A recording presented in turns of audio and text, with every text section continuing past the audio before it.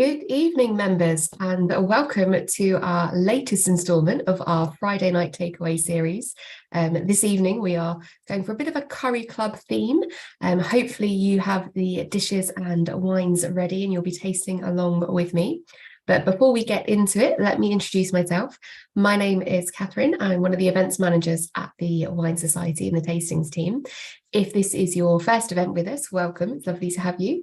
And for those of you that are our regulars, we'll be following the same format as we normally do. However, I'm flying solo this evening, so I don't have anyone else behind the scenes doing the tech. So do bear with me if there are any delays in my slide sharing or any delays in getting to your comments or questions. Now, on the topic of comments and questions, please do use the chat. I would like to have some interaction this evening, so let me know where you are, if you've got the dishes that we'll be trying, if you've got the wines, I'd love to know your thoughts. I do have a couple of polls ready as well, so I'll be bringing those up a bit later. And if you've got any questions as we go this evening, do pop them into the Q&A and I will try and get to them as and when is appropriate. I've had a few sent in by email as well, so thank you, and I'll be answering those as we go through the tasting this evening. Now, I did put the tasting order in the reminder email, so I'm hoping everybody is prepared and has their wines opened, chilled and in readiness. If you haven't already, please do pour yourself a small tasting glass or measure of the Antech. This is the one that we will be starting with. And I say pour yourself a little glass now because although I popped it at the end on the website as the wild card wine, a bit of an all-rounder, it is one I would like to start with first. And I'll tell you why. That is because there is a little bit of a scientific explanation to my choosing this wine. And I think it's safer for us all if I get the science part out of the way at the start of this tasting, rather than trying to hold on to it and save it to the end when I will be more wanting to just talk about the wines and the food and how delicious they all are. Oh, I see Keith and Sue have got the Pinot Gris ready. Perfect. I hope you're enjoying it, and that does look like an excellent dish to be pairing it with. Now, let me tell you a little bit about the first wine that we've got, so the sparkler for this evening. This is the Crémant de Limoux. It's the Rosé Emotion from Antech. It's a 2021 vintage. Antech is a producer. Maison Antech is a producer that we regularly feature a lot of their wines at the Wine Society, and they are real member favourites and they're real crowd pleasers, as well as being very versatile and interesting. So this is from down in Limoux, so down in the Languedoc. You just get the little map up ready. There we go. So there's the wine with the details. It's a level 2 on our dryness scale, which is an important thing to note. And I think it does have a little bit more of a perception of sweetness to it than you would maybe expect from a level 2, which is very important when we're going to talk about why it's such a great pairing. But it's down in Limoux. So on the map here, we've just got the little purple section. So it is a bit more inland, but still having a lot of that Mediterranean influence. And it's nice and warm. So there's a lot of nice ripening of the grapes going. But what is really interesting about where they are based within the Languedoc is that the climate looks like quite a lot of the rest of the Languedoc. However, it is noticeably wetter and greener, and there's actually a bit of a microclimate, which is unlike the surrounding area. So you've got the Valley of the Aude, which brings some freshness in from the Pyrenees, which means that the grape varieties that are grown have a retention of acidity and freshness, which you don't get, or which you get a little less of in the rest of the Languedoc, and quite notably with the varieties that are used for this wine. So the pink comes from the Pinot Noir in the blend. Obviously, that is a bit more of a delicate grape. It's got a thinner skin. It needs to be handled with a little bit more care. The rest of the assemblage is Chardonnay, Chenin Blanc, and Mosaic, which is the sort of indigenous variety to the area. And if you've had the Blanquette de Limoux, that is predominantly Malzac. So it has a lot of a real nice sort of appley, sort of apple and pear fruit-led character to it. But with the Pinot Noir in the blend as well, you really do get that lovely ripe berry fruit, lots of strawberries, raspberries. It's got a softness to it, but also some freshness as well. It is a traditional method, Crémant, so it has the 2 fermentations, the second happening in bottle, and that gives it the lovely bit of texture and breadth as well to the wine by having a bit more of that sort of rounded character. You do want to keep the fruit, and they use stainless steel, so they keep that lovely primary fruit character, but it does mean that it has some lovely roundness and breadth to it, as I say. So the producer of Maison Antech, they are now on their 6th generation. Yes, the 6th generation. The name actually gets its, the name Antech comes from the vintner Edmond Antech, but the property actually dates back for the 6 generations of the Limousin family. They began cultivating the vines in Saint-Hilaire, and in the early 1900s, Eugénie Limousin was one of the first women in the Languedoc to manage a vineyard. Since 1996, the cellar's been run by 6th generation Françoise, and she grew up in the vineyards before travelling the world, and now takes to her task with real painstaking commitment to detail. They produce over 1 million bottles a year, which is a no mean feat, while still keeping the quality and the characteristics of the wine. Now, Limoux is thought by many to have been the birthplace of high-quality sparkling wine production in France. It was rumoured that a monk accidentally discovered the process in 1531 after leaving some wines outside, and the cold had stopped the fermentation, which meant that after it had been bottled, the cold stopping the fermentation meant that the natural effervescence was retained, and that is where you get your method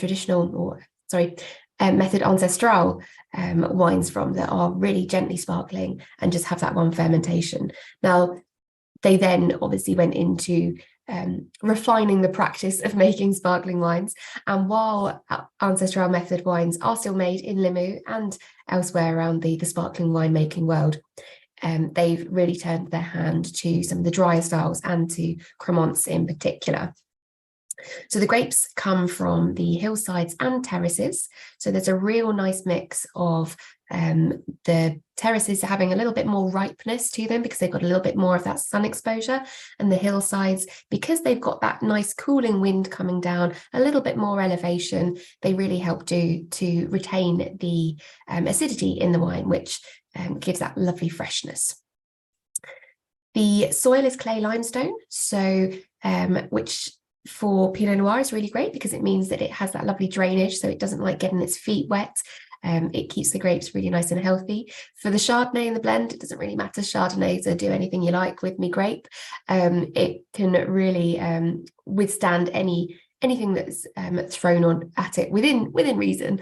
But it does mean that when there is some periods of hotter weather, because it is that bit further down in France, the limestone and the clay really do help to retain the moisture and keep those vines at their optimum. They're around 20 to 40 years on average. So again, you've got a lovely concentration of fruit, and they hand harvest all their grapes. In terms of the dosage, that's the sweetness that is added at the point of coming out of the second fermentation before the bottles go for maturation. And it's at 8 grams per litre. So it is a dry wine, but as I say, there is a perception of sweetness from the fruit, the ripeness of the fruit and the blend of the fruit, but also there is a little bit of dosage in there, which does help. Now, why have I chosen a sparkling wine? And why is this the all-rounder, goes with everything, the perfect choice if you're really stuck on what to have with a curry, to have when you're taking something that's a BYOB to your local curry house or around with friends? Well, we're going to go a bit sciencey. This is something that I learned from the Wine Dine Dictionary by Victoria Moore, which is a great book if you're ever looking for something that gives you a little bit of inspiration and education in terms of food and wine pairing.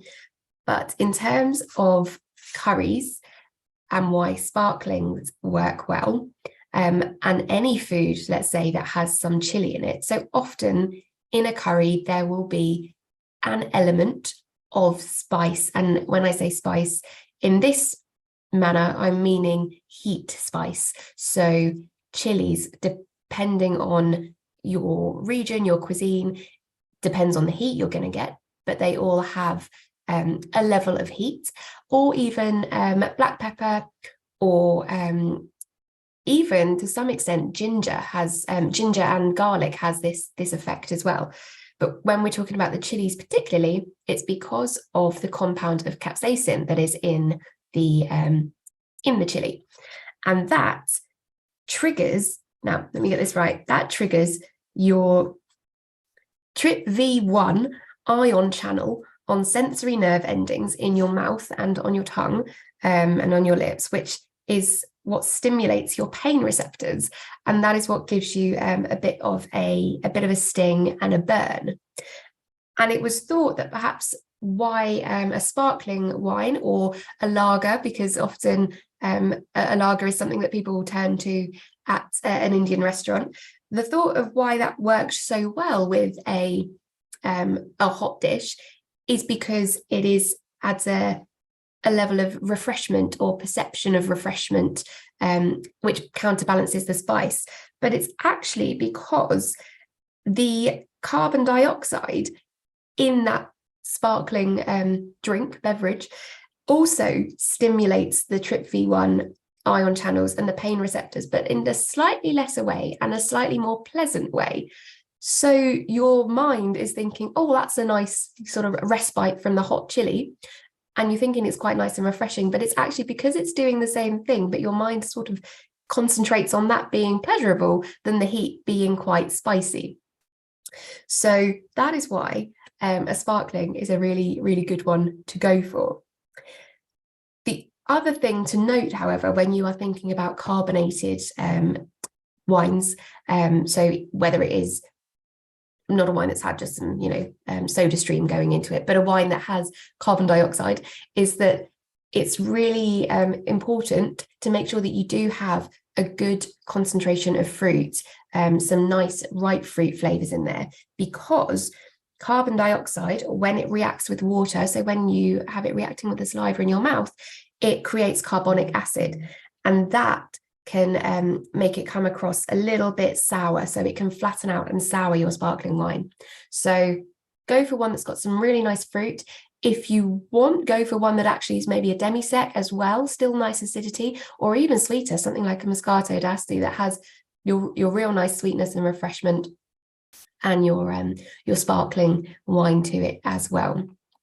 So I'm hoping that you found that little science lesson interesting, and that you are now going to have a newfound appreciation of why a sparkling wine is something to go for. And just while we're on sparkling wine and talking about Crémants, I had a question come in from Bethany, which I will touch on now before we go too far ahead. And that's that Crémant is, rightly so, becoming much more well-known and sold. And one of the main differences between Crémant d'Alsace, de Loire, de Limoux, de Bourgogne, would they go with similar foods or quite different? Now, that is a great question. In the broadness, they are all a traditional method sparkling wine. So they will all have a certain characteristic that carries through, which is the that lovely sort of texture and roundness from having your first fermentation in stainless steel or barrel, often more likely to be stainless steel or old barrels for a Crémant. They're not looking to particularly to particularly have too much barrel fermentation going on, because there is still a perception and a consumer want for those Crémants to be a little bit fresher and not quite into the realms of your vintage champagnes, which can be quite oaky in some respects, or depending on the house style. So you will have that, broadly speaking, similarity of a traditional method wine, But where you then go into your differences is depending on where your Crémant is from, depends on the grape varieties used.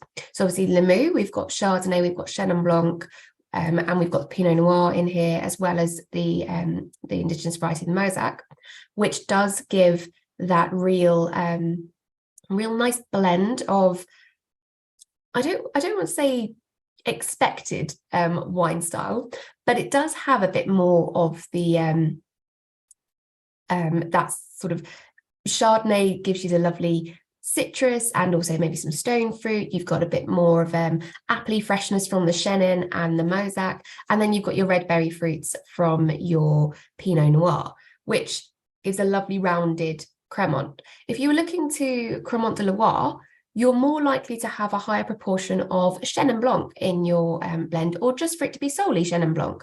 So that might give you a bit more of an apple fruit-led sparkling wine.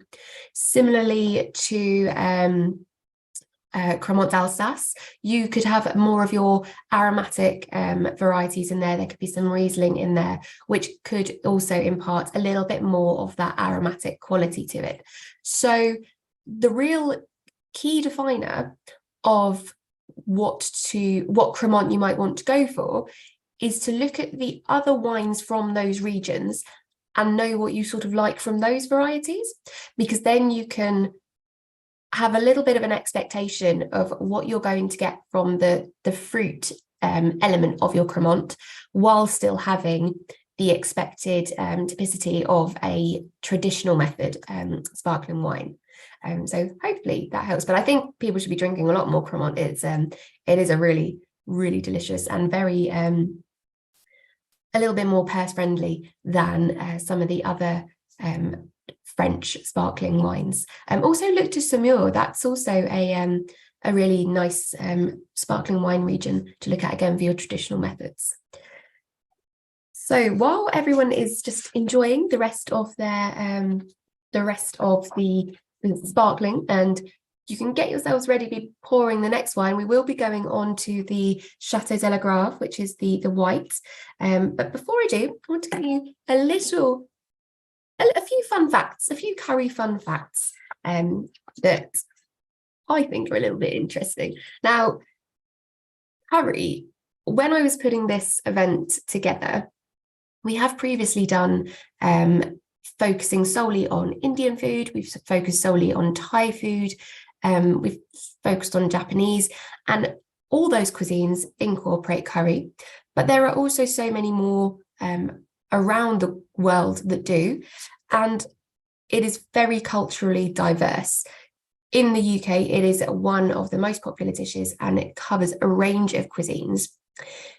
In terms of the origin of the word curry, there is a thought that it may come from the French. It may come from cuire, which is to cook. But the more accepted or more sort of backed up version is that curry comes from the Tamil name curry, which was a soup-like spiced sauce, which was first described in the mid-17th century in a Portuguese cookbook. And that is quite an interesting point to note of where it was referenced. Obviously, there has been a lot of things happening in the world that mean that flavours get spread around. So primarily there have been a lot of trade along the spice route, and we can't not acknowledge colonialism as well in terms of transporting flavours and cuisines around the world and to the UK. And particularly migration as well, bringing the people that are familiar with those cuisines and actually tailoring them to their different audiences, shall we call them, for who is going to be eating the food. In the UK, there are around 10,000 curry houses across the UK, and in an average Britain's lifetime, apparently we would spend an average of £30,000 on curry. So while a lot of the curry houses on your high street that you may frequent, and that I know I'm more familiar with, are Indian, and whether that is Punjab or from North India, there are so many more cuisines, that are so many more that has so much more availability to us now. No mean feat by taking into account the delivery options that we have available in technology, but you can have a Thai curry delivered, you can have Japanese. It's very much more mainstream. Southeast Asian, I see that someone is having a Sri Lankan curry feast, and that does sound delicious. See, there's some, the Malay influence, South African curries as well. It really is a broad church, like Jamaican curry goat. There is a lot of flavor going on. So when I was picking the dishes, I did want to reflect that slightly, and also with the wines that we've chosen. So I will talk a little bit about what other dishes they will go with. And at the end, I've got some honorable mentions of some suggestions as well.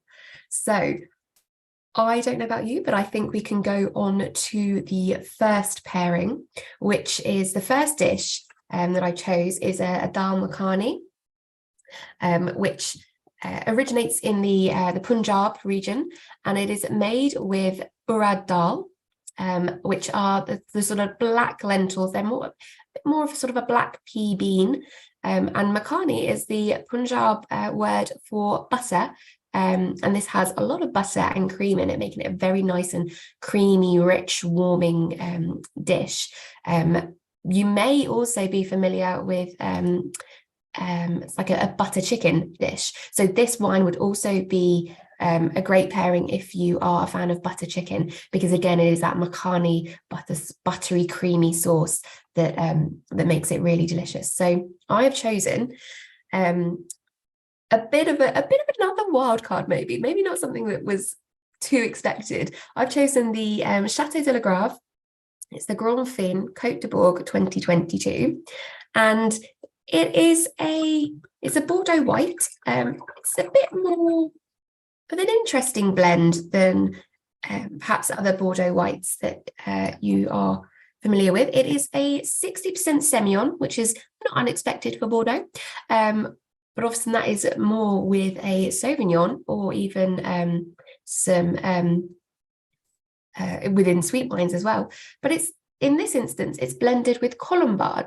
Now, Colombard is a grape variety that is also found down in Gascony, and it makes really lovely, easy drinking white wines. It's a really nice grape variety for a blend, and it does quite well with having a bit of barrel fermentation, which is what this wine has had.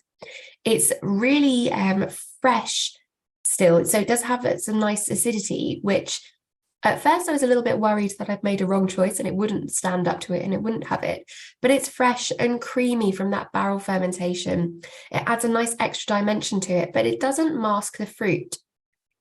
It has 6 months in barrel on fine lees, and it has a lot of stirring going on as well. So the fine lees are those lovely little dead yeast cells.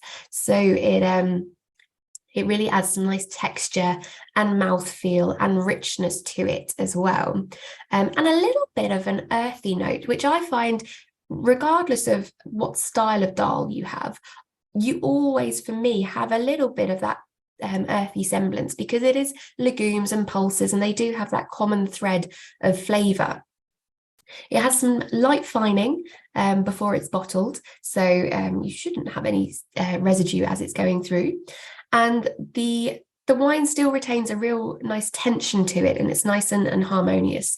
You do want that still to keep it fresh and in balance while you are enjoying the combination. And it does look like you are enjoying the combination, which is good. Lucy and Cheryl have commented that they didn't like it before the pairing, but having it with the richness of the dal seems to really work. So I'm very pleased about that. If you are trying it, do let me know what you think. I'm just going to take a sip myself.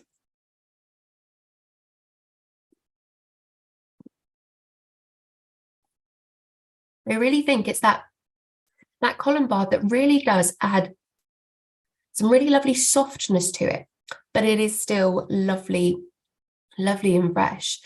And it does have that nice softness.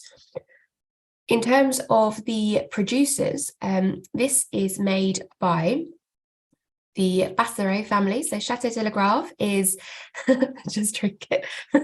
I have two other wines to be going through. We can't be just drinking away. I still have to talk. It's made by the Bassereau family. So it's Felipe and Valerie. They took over the property from Felipe's family from his father, in 1982. They're now on the fourth generation of the family to run it. It's situated in the Bourg, on the right bank of the Gironde, where it has some really nice, well-exposed hillsides that really benefit from the good sunlight. And the chateau itself actually dates back to the 16th century, although it was later restored in the style of Louis the Sixth, Eight. I'm not quite sure on Roman numerals. So if someone could comment what X and 3 I's is, that would be great. But it is a really, obviously, it's a very well-established chateau. It is one that is very popular with members, and they do a lot of wines with us. Again, it is a dry on the sweetness scale, and it's 14% alcohol, which I find a little bit surprising that it's that high, because I don't feel that it comes through as too much heat. And also it doesn't, that's always a bit of a worry sometimes with a food with chili in, is that you're really going to amp up your spice. And personally, I'm not getting anything as a real hot feeling with the alcohol. So I think it's really nicely well integrated. And with that fermentation in barrel and that extra lovely bit of texture, it really does help blend it all into a nice balanced wine. In terms of the Côte de Bourg, that is down here in this lovely dark blue section. So it is just where the Gironde is splitting. So it's more onto the Dordogne than it is further up the Gironde, but it does have that lovely hillsides and the nice bit of 13th. It was Louis XIII. Thank you. It does have that lovely bit of sunshine as well that it really does well in. So let's move on to wine number 2 and the second dish. So there's some real fans for the Pinot Gris going along as well, which is great to hear. Oh, how does this wine pair with the trip-free one receptors? This one doesn't seem to be triggering them. Perhaps if it was higher in alcohol, it would. But so far, so good. Unless anyone is getting any pain, I would maybe stop drinking and move on to another one. So the next wine we are going to talk about and the pairing is the Massaman curry with the Viñedos Ruiz Jiménez Garnacha from Rioja, which is a 2020 vintage. Now, Massaman curry is a Thai curry. However, it is a bit more of a fusion dish. So it combines ingredients from Persia, the Indian subcontinent, and the Malay archipelago. So you've got those lovely Persian sort of cardamom, cinnamon, cloves. We often term them as baking spices, some star anise, cumin, nutmeg, mace, those really lovely fragrant warming spices. But then you've also got the ingredients that are more commonly found in Thai cuisine. So chili peppers, coriander, lemongrass, galangal, shrimp paste, and shallots and garlic as well, which can be really interesting flavors to pair with wines. But all together, it blends really nicely. You've got that lovely fresh aromatic, and you've got the warming spices. And then you also have that lovely richness coming through from your coconut milk, and perhaps even some coconut cream if you really want to sort of put some real lovely depth and richness to your dish, or if it's one that you've got from a local takeaway. It does have Islamic roots, so obviously in keeping with the food requirements of Islamic law, it was traditionally made with chicken, so that it would fit within the halal laws. But often now you do find it on other menus with beef, perhaps even lamb, and vegetarian options as well. So the sauce is the key. The sauce is the key source of the flavour. Obviously, the protein that you choose, or the sort of the filler that you choose, will also impact the wine choice. So if you're thinking that the chicken or the darker meats, they will I think, go a little bit better with this pairing, but really there should be enough flavour in the sauce to really carry through with this wine as well. So the wine pairing we have for this one is the Garnacha, as I said. So really lovely little label there. I'm just going to pour a little in my glass. I should have pre-poured. That would have made it a lot easier. But while everyone else is pouring their wines as well and getting ready, we'll just bring up what this one is. So as I mentioned, it's a Garnacha. So it is the grape variety that you find in Riojas and otherwise known as Grenache outside of Spain. As you'll see, it's very fruit forward, smoky and smooth from Oriental. Now, Oriental might not be a name as a Rioja region that you are familiar with. You might know it better as Rioja Baja, which is this region. The name changed in 2018, so it's now Oriental. And as you'll see, as you go through Rioja, it's that little bit more southern. So there's a bit more ripeness and a bit more richness to this wine. It does have that lovely red fruit forward nose. There's some real concentration to it. It's taking a little bit of, the hue is going slightly off the real sort of bright magenta-y red for me and going a little bit more into that real true red. So it has had a nice sort of 3 years since being released. So it's a 2020 vintage. And in terms of the aging, it's had 4 months in oak, which adds some lovely density and richness, and also adds that really lovely spice character, which correlates nicely and balances with the lovely warming spices of the curry as well. Now, I would just note, I do have some little portions of the curry next to me, but it feels like it might turn into a slightly different video if I start trying to eat those with the wine. So I'm going to save mine for when we finish. But do tuck in and let me know what you are thinking of this pairing. I think Rioja as well as a red wine to pair with a Massaman style or other richer curries is that it has a lovely smoothness to the tannins because it has to have some oak aging. It has that style. It has that lovely bit of micro-oxidation through the oak, even if it is older oak that you're using.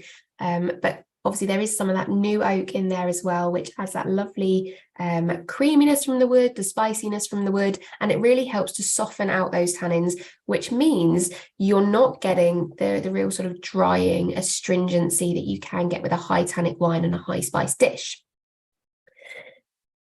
Interestingly as well, for a Rioja, this is 100% Garnacha.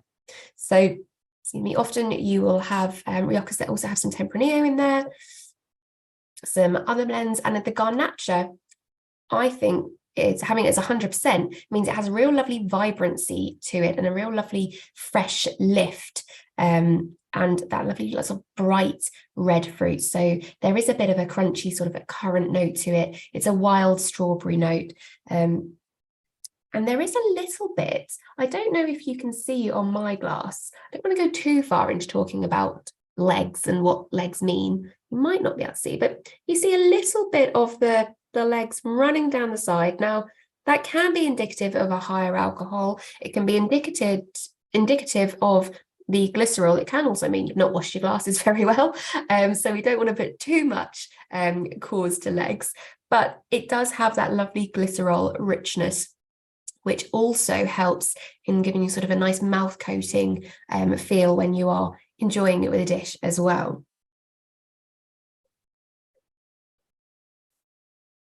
So this wine is from Viñedos Ruiz Jiménez, and they were founded in 1998. The key thing with them is that they really follow organic principles, and they work with the vineyards to keep the fruit as its optimum health, really making sure they have the best fruit for their wines. The vineyard that this one comes from is also biodynamic. So they do have a real sort of a care into their winemaking and making sure it's the terroir that really influences the wine in the glass at the end. this range for their wines, which is the Pasejas Emboteladas, which means bottled landscapes. I'm going to hold this a bit closer to you. If you can see, comes from their desire to reflect what they do, to put their environment and their landscape into the bottle. So that picture on the label, a really nice little illustration, is a white hummingbird, which is a messenger and guardian of time, which brings joy, beauty, and luck, which they think is synonymous to the grapes that go into this Rioja and the resultant wine. So I don't know if it tastes like joy, beauty, and luck to you, but it tastes very nice to me and a really good pairing for that richer style of curry. Lovely. So got some comments that they rarely drink Rioja, but it works so well. The smoothness is coming through. Oh, the Society's Own Rioja is a really good pairing. Never had red with curry, but it totally works. That's a really interesting comment, actually. Not having red with curry is something that I think happens quite a lot, that we get very fixated in what we think are our food and wine pairing rules. And you will note that I have purposefully not included a Gewürztraminer in the lineup of the wines this evening, because I think often, and I'm guilty of it myself, if you dig deep enough, you'll find a little article on our website of me extolling the virtues of Gewürztraminer with every conceivable curry. But I feel that has sometimes become the de facto pairing for anything with a little bit of spice. But it is really quite flavoursome in itself. If you get a good one and you want it to have that lovely sort of lychee, perfumed, petally note, and still some lovely fruit, but that doesn't always coincide with the curry flavors that you are having. So while it is good at tempering heat, because often it has some, if it's not made in a sweet style, it has the really sweet fruit characters, so those tropical fruit characters, so it does have that tempering quality. It doesn't always go quite as well with these sort of dishes. It might go better with your lighter Thai styles that are also quite fragrant, or fruity curries that also have some actual fruit in, whether you would class that as a proper curry. I know my dad likes to put sultanas in curries when he's making them at home. I don't know that the rest of the family always appreciate it, but if you have styles like that, it could be one to consider. And I would actually say that if you were thinking about a Gewürz, if you really were sort of wanting to go with a Gewürztraminer for your curry pairing, then actually looking to somewhere like Chile, where there's some really nice styles coming up. So the Gewürz that we have from Silvador is a really nice one. It still has those lovely fruity lychee and rose petals to the flavour, but it also has that lovely freshness and tension as well, which keeps it as a bit of a serious contender and not just a bit of a tropical sort of interloper as a wine pairing. However, if that's what you like, go for it. You know, there's a reason mango lassi works so well with a curry. It's because it's lovely and cooling and creamy and fruity. And you know, as Heinz has just mentioned, there's Sri Lankan curries. It's pineapple curry. So there are instances where the flavors work. I just don't want you to fixate on you're having a curry. You know, there's curry in the name. You must have a Gewürz. There's so many options to play with and to explore that hopefully this will open it out and broaden it out to some things to consider. Now, we do have another question. What wine would you suggest to go well with either vegetarian or seafood kimchi? That is a great question, and I don't think I've ever considered a wine to pair with kimchi. I love kimchi. I don't know, members, if you're not familiar with kimchi. It is, I think it's Korean, but it's fermented sort of cabbage with chili, with like sambal chili. It has often dried shrimp in there as well. So do be careful if you are buying kimchi and you think, oh, it's lots of lovely fermented pickly vegetables. Make sure you get one that doesn't have the shrimp in if you are vegetarian or vegan. But it does have that really like lovely tanginess to it. And actually thinking about it now, I would perhaps go with something like a pet nat. So one of the slightly more funkier styles of wines that have a little bit of that lagery, hoppy flavour to it. Because I think if I was being, someone has mentioned sake. So yes, if I was being completely honest, you know, in my pairing, I would go for something that has that salinity of a sake, or of that sort of pet nat style that has a little bit more of that sort of hoppy character, or perhaps an orange wine would be quite a nice pairing. Or actually, because members that are familiar with my food and wine pairing exploits, I would go with perhaps a sherry, perhaps more of your fino or your manzanilla that also has that lovely savoury umami richness to it. I would maybe try it with a manzanilla that doesn't quite have as much greenness to me as the fino can do, but it does have that lovely sort of tang to it. So that's very interesting, John, that apparently you can make it with begonia petals, which I don't know how. Presumably that would be quite softer kimchi. Would it lose its crunch? I don't know, maybe I'll have to try and make it. And Dawn, yes, a white port actually could be a really nice option as well. I think a white port would perhaps be a little bit more fragrant over savoury to what I would prefer for a kimchi, but definitely within that realm of flavour.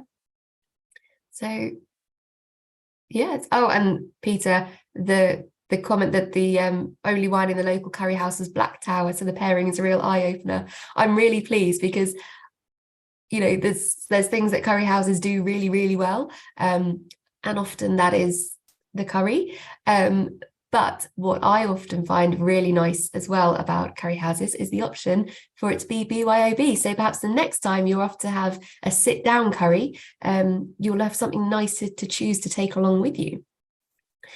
Now we do have one more pairing to go, which is the Goan prawn curry with the Pinot Gris. And I think perhaps the Pinot Gris is the most expected wine pairing of this lineup in terms of style and similarity to other drinks. You know, it's an aromatic noble variety from Alsace, similar to Gewürztraminer, and it does have some of those similarities in the fruit as well. So let's get the Pinot Gris ready, and this is to pair with the Goan prawn curry or any sort of fish curry, Goan fish curry. Obviously, Goa being as a southwest India, it's very coastal, a real good destination for traveling and holidays from Australia and things. So its proximity to the sea obviously means that there is a lot of seafood within the cuisine. But you can also have it with vegetables or chicken as it's the flavoring of the sauce and the curry aspect that is the real key thing here. It's a bit of a staple, like Goan fish curry, prawn curry, it's a bit of a staple to Goa. And again, this one has coconut milk, adding that lovely creaminess to it. But the defining characteristic to this one in comparison to the others is that it has some tangy, fruity sourness, which comes from tamarind or amchur, which is a mango powder. So that lovely, tangy, sweet, sour but not sweet and sour like a Chinese curry or a Chinese dish. It's a real sort of fruity, almost fermented, almost getting onto the kimchi style. So you need a wine that has some brighter acidity to balance that out, because too much acidity in a dish can really knock out the acidity in a wine, and you don't want that for then your wine to turn really flabby. So it needs a comparable wine. And it also often has a little bit more heat to it as well, hence going for a Pinot Gris that has a little bit more sweetness to it. So this is the Joseph Cattin Pinot Gris. It is the Reserve. It's in a demi-sec style. So it is the 4 on our sweetness scale, which is medium off-dry. And it does have some definite sweetness. If you've been drinking it or trying it before eating the food, I think it's quite pleasantly sweet. I'd happily drink it on its own, but I think it balances better for me and works a bit nicer for me having it with some food as well. So it's richly textured, nicely structured still. It's in that demi-sec style, and it's got a nice persistent flavour to it. There's some real hints of honey and apricot. So again, in terms of other curries this would go with, South African curries often have a lot of apricot within them, a lot of that lovely fruity character. So this would also go really nicely if you were looking to some sort of South African curry dishes with that Malay influence. It is a little bit smoky, a little bit of that sort of smoky minerality, which I think just adds a lovely little depth of flavour. And there is also some of that lovely gingery spice, so sort of stem ginger, preserved ginger, which helps balance out the heat as well from the chili. That's where your Trip V1 response is kicking in, and it also does have that sweetness. So it is a real bit of everything in a wine, and really helps keep everything nice and fresh and clean. Someone's saying that they were so surprised to like it. Well, I'm glad you were surprised. And it's a really good, nice pairing of a Pinot Gris. They have 3 terraces. That's a great alternative, actually, the 3 terraces, because it is in that lovely Pinot Gris sort of slightly more Alsatian style. So Pinot Gris is a very close cousin, sort of friend to Pinot Grigio, but often the Pinot Grigio is made in that much drier, much cleaner style, and this has a lot more aromatics to it as well,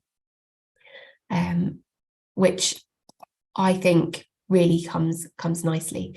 In terms of the producers, so this is from the Cattin family. They've got a long history in Alsace. They date back to 1720, when Swiss emigre Joseph Cattin, who arrived, he intended to make a living as a builder. So aren't we lucky that he decided against that sort of calling, and instead began to tend vines and make wines through the centuries. He didn't make it through the centuries. His descendants have now carried on through the centuries to be making wines. Now today, it is Jacques Cattin Jr. who runs the business with his wife, Anaïs, although Jacques Sr. is never too far away. And it continues the tradition of father and son working that has characterised the history of the producer, which builds on the heritage and the experience, but it doesn't ever let the sort of innovation dull either. They oversee 2 wineries. One is a facility that was built in Steinbach in 2007, specifically for their sparkling wines. And the other is about 10 kilometres south of Colmar.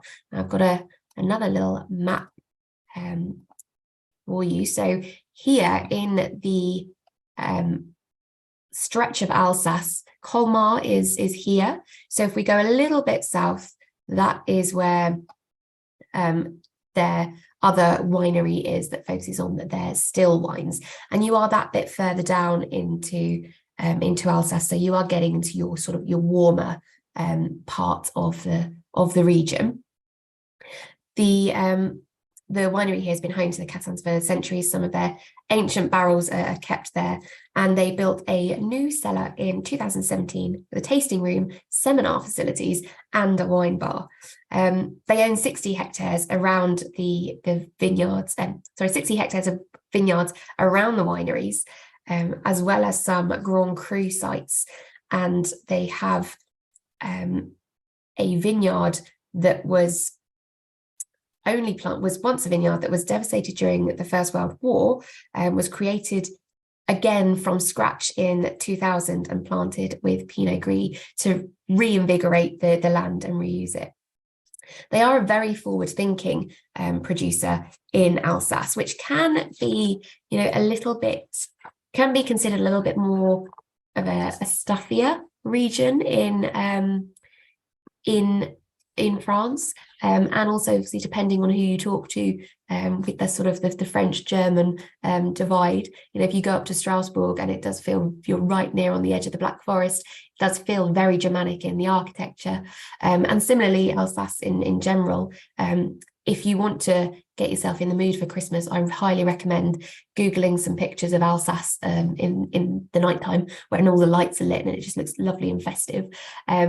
But it can have a little bit of a stuffiness about it as a region. However, the Cattins really do focus on making their wines traditional in style, but still having a slightly more modern approach. And I think that is seen in this wine with the level of sweetness for the Pinot Gris and the freshness still to it as well. So I think it is a really, really nice pairing with the Goan prawn curry, because it has that aromatic balance, it has that lovely freshness to it and the sweetness. And I'm hoping that you will have found it to be a nice pair as well. I do have some other fun facts and bits of information to be talking about, but just before I do, I thought I might launch one of the polls. So if you have been trying all the wines or all the styles of wine this evening, I would be very keen to hear what your favorite wine is out of the four. Now, this is just the wine that I have launched the poll for. We are going to go on to the pairings in a moment, and it will be the pairings of the three talked about pairings. Of course, if your Antech was the winning pairing for you across the board, you can let me know in the comments. So I'm just going to let that run a little bit. And I thought I would maybe talk a little bit briefly just about some other sort of curries, styles of dishes, and some other suggestions for other cuisines that you might have, which ties nicely into the question from Ron, which is, would aromatic wines like Chenin Blanc and Viognier pair well? Now, Ron, I'm not sure if that was a question specifically for the Goan prawn curry, or if it is for curries across the board.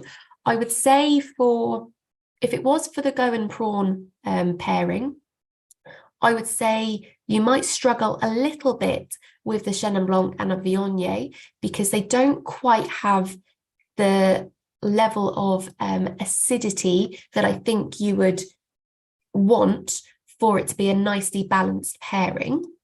However, I do think if you were making a vegetarian curry, and we're really into squash season at the moment, so if you were having a pumpkin curry or a squash curry, then actually a Viognier would be a really nice pairing to have, because it's got that lovely fleshiness to it that you would get from your squash or your pumpkin as well. So you're getting that textural balance as well as a flavour balance and seam coming through.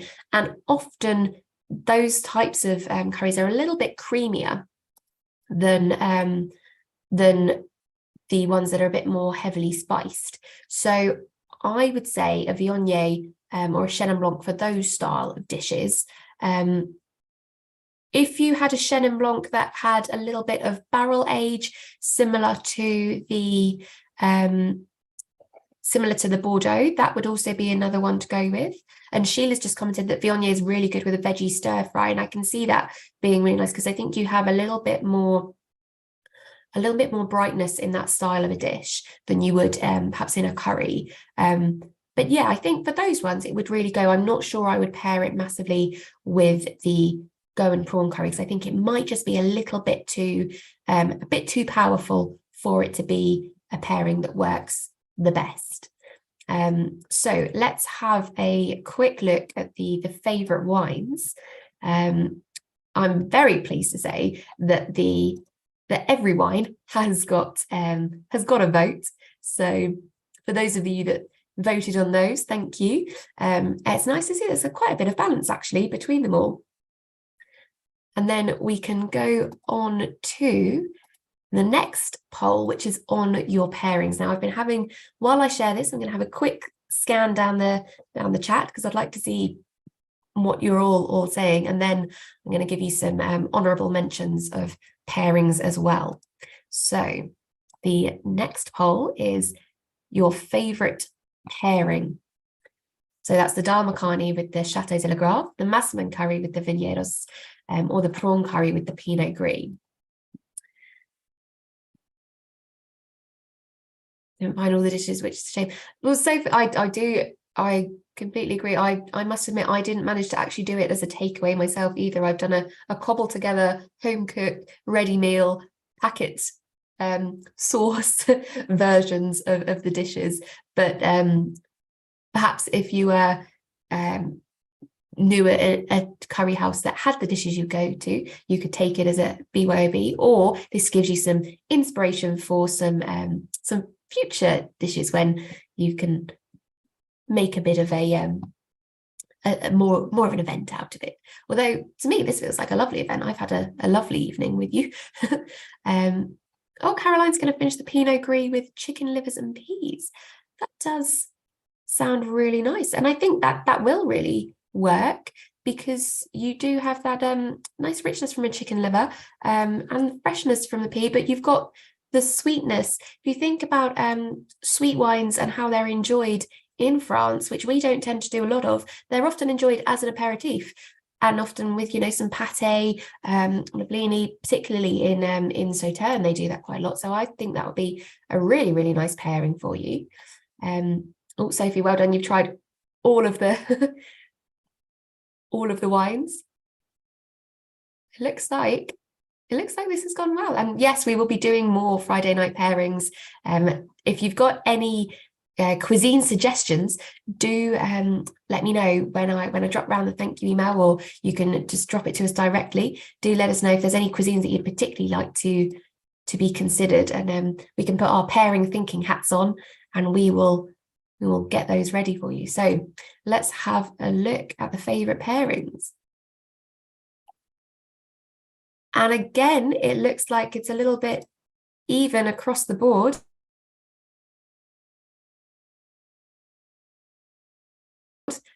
Which everyone has something for everyone, and it does mean that the next time that you're doing a bit of a curry feast, you know your wines to go for. So before we do finish, I would, as I promised, I can give you some honourable mentions of other curries and cuisines.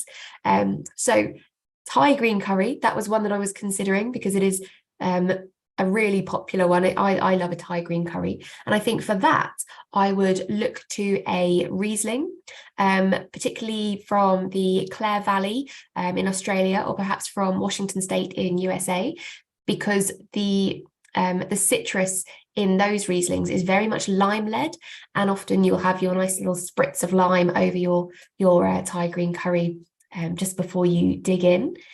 If you are looking for a particular suggestion, the Yakima Valley, the Lone Birch Riesling that we have currently available, that is a really delicious, really limey Riesling that would go with a Thai green curry, and one that I've actually done as a pairing recently. If you are more of a darker meat curry fan, so perhaps sort of a rendang or a Hyderabadi, and you're going for those sort of darker lamb, beef, meat curries, or even some duck, Then another red to consider is a Zinfandel.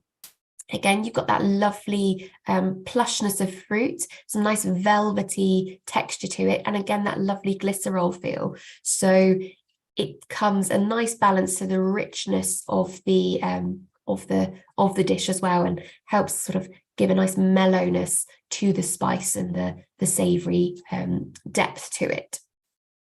As mentioned, we've just talked about some viognier with sort of a squash or pumpkin curry. But if you're looking at sort of vegetable curries as a whole that can often be quite fresh and sometimes quite earthy as well, while still having some sweetness, then something like an Austrian Grüne Veltliner or a Pinot Blanc from Austria or from Italy would be a really nice one to consider as well. And as we are getting not too far off the festive season, you may find that you are having some more of what I would call curry adjacent dishes, perhaps curry-esque. So things like coronation chicken or kedgeree, or even, depending on how you make them, deviled eggs. So if you are having a buffet that has some food elements that have a curry element, and we're talking more sort of curry powder flavor to it, then going back to Alsace, a Vin d'Alsace would be a real nice sort of coverall base wine to go with. So you have it with a nice blend of sort of Silvaner, Riesling, Gewurz, all those lovely aromatic grape varieties really come together to be a nice, refreshing, fruity, nice acidity, and they work with those gentler spiced dishes that are a bit more of those sort of curry adjacent styles. The Society's Vin d'Alsace is a real good one, and actually a real great wine for a buffet in general. It goes really well with eggs. So if you are doing a deviled egg with some curry, then it's a really nice pairing. Now, I can see there's been some great suggestions in the comments of cuisines. So I'm getting very hungry looking at these. So I think we are now at the perfect time for bringing this evening to a close. I'm going to choose a wine, and well, perhaps I should tell you my favourite pairing, because you all told me yours. I think for this tasting, my personal favourite would be the Rioja, so the Garnacha, and I am a bit of a Rioja fiend. So I would maybe pick that one even if I wasn't pairing it with the food. But I think it's really nice to have something a little bit more interesting and a little bit different with a curry. So I think I will be having that the rest of my Massaman curry, and I hope you've enjoyed it. We will definitely be doing more. I hope you enjoy the rest of your meals and your wines. And if you're watching on catch up, if you're watching on YouTube, I hope you've enjoyed the session also. And we will see you next time. Thank you so much for joining me, and have a lovely evening and a weekend. Cheers.